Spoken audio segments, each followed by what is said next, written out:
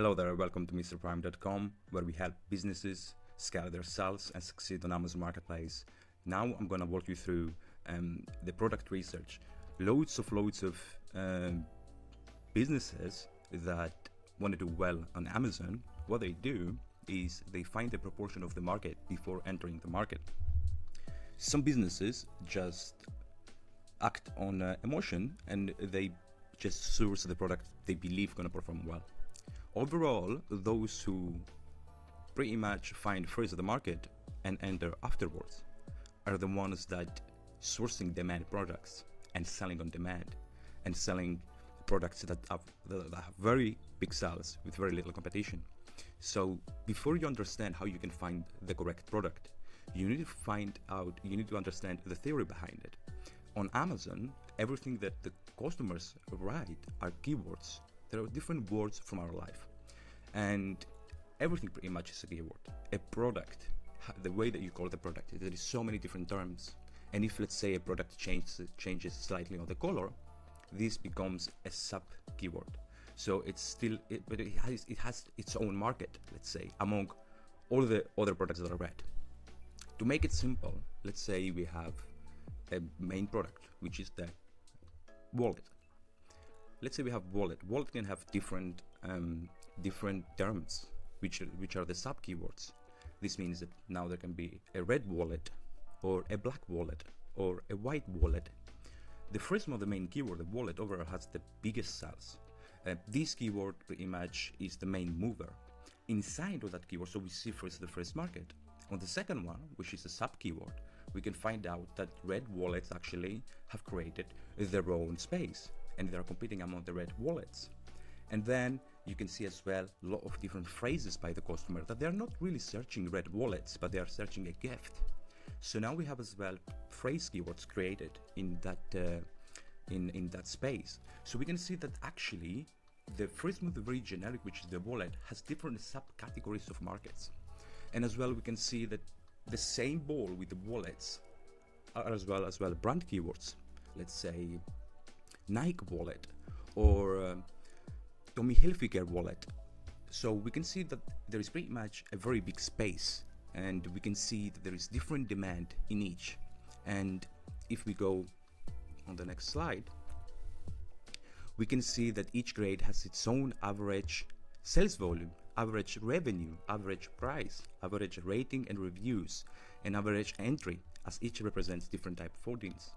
So pretty much they're the same type of audience searching for a wallet, but the market can be different because some of them can have different preferences about what they want to buy, or the reason, what is the customer journey pretty much. So we can see that the main keywords are in the main space, the sub keywords in mid space, and the phrases are in bottom space, and the brand keywords, they have their own space.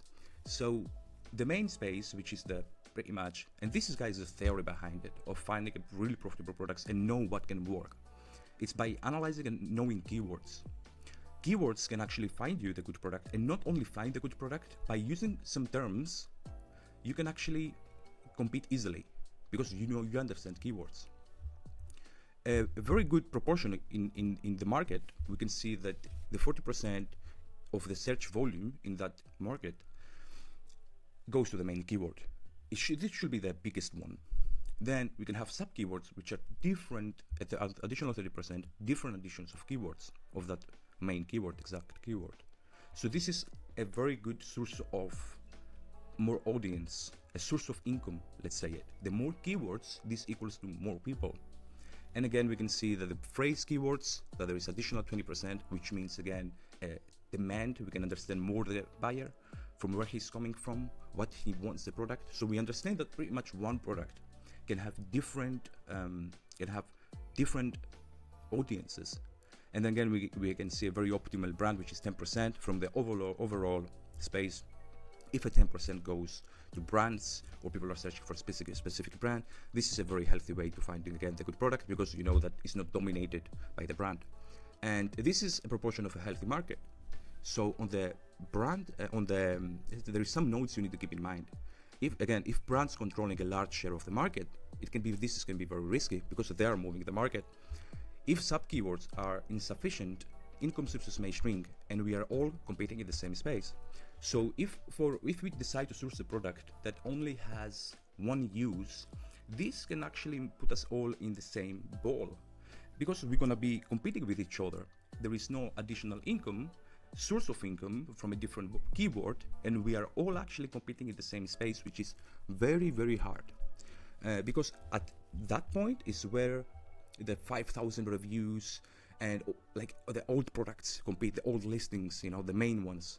So we need keywords. Again, a healthy market, when you want to find a product or the keyword, it should at least have an average price above $20, and it should have, again, I would say above 500 unit sales on average from the top 15. So if you have a list of the first page of products that are, let's say, 50 ASINs in that category, we need to see if the first 15 are generating more than 500 sales a day, which is clearly more than 10 a day.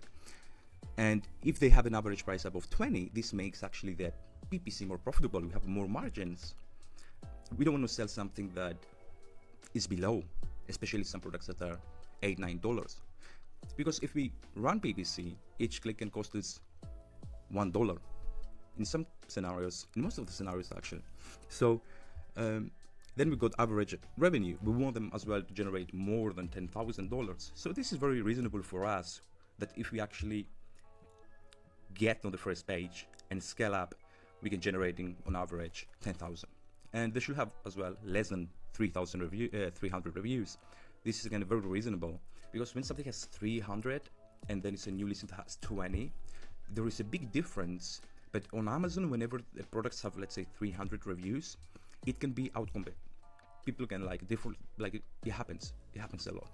But if it has, let's say, 3,000, now it's a very different scenario, and especially if the average reviews in the market are 3,000, because this is pretty much the average reviews in that keyword or on that category should be less than 300. And again, I'm saying because people think that by writing one keyword you can find one product, and then if you just check the proportion of the market, there is nothing else. But then what you need to do is you need to analyze the keywords as well, because you might finding products based on different keywords because they are different, and even of the size of the product, this needs really a bit more experience to understand, but I'm gonna leave it here. Then we need the entries. Let's say either we want the 1/3 of the top 15 to have launched their products within 1 year. So this means that there is actually, again, new listings, new opportunities, and we can see, again, sellers are entering and they are succeeding. So this is actually more proof like us that it can really happen. Because entering a business where nobody of the top 15 is less than a year and everyone is above, let's say, 3 years, or it's 4 years, this is very high. You need like a lot of upfront investment, and trust me, it's very hard. So you do need new entries. Or once you search the analytics, we're gonna discuss in a different part of the video. It's you need to find out if the 25%, or if there is, let's say, not the 1/3 which has entered within 1 year and is, let's say, way low. Let's say it's only 2 or 3 of the top 15. You can analyze the proportion of the market and see if the 25% is concentrated to the new sellers. So this means that the 25% of the market still goes to the new sellers. But although the top 15 is very hard to get there. And so for the differentiation, is there something else we need to focus? We can't really enter in the space and launch the same products and just maybe perhaps change the color only. There is a different theory behind it, so you need to really understand. You need to go through the reviews, you really need to go through the product, and you really need to go through the keywords to understand how you can differentiate. So, and this means that, let's say, observing the keywords, the phrases. This is why phrases are very important, as I said here. Phrase keyword, which is 20%, because actually you can find out demand, and you can find out a lot of demand that competitors are not actually addressing these issues because they just launched a product based on a keyword, not in a phrase, and then you can optimize the whole listing on that phrase. and create your own space. Dominate the space of that keyword, because what we need is we need ranking on one keyword, in very good keyword. There's a lot of different keywords.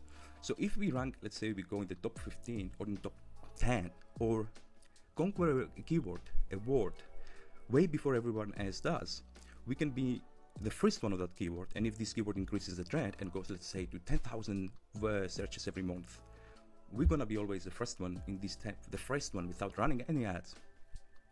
So, and of course, one thing that is not mentioned here is the seasonality.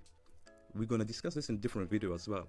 But seasonality, you don't want something that sells only 2 months in a year, or 3 months in a year, or even 6 months in a year, or 7.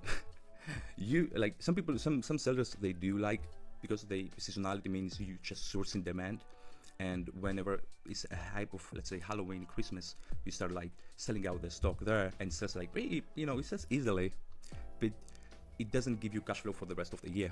So that's why we need to avoid searching seasonality phrases or keywords. And again, I'm not gonna go on the technical side, how I go on the background and search with a tool, which I will sure do, but this is just a theory, and I want you to understand pretty much what you need to look for, because people think is that only the tool that can actually find you the product. But a tool is like a car.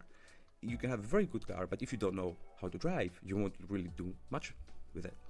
So yeah, I hope you enjoyed this video, and I hope I will find you on the next one. So please just stay, subscribe. We're gonna have more to give from Mr. Prime, and I hope one day perhaps you can ask us, find my product, help us build our businesses, so we can be there and we can assist you with that. Thank you.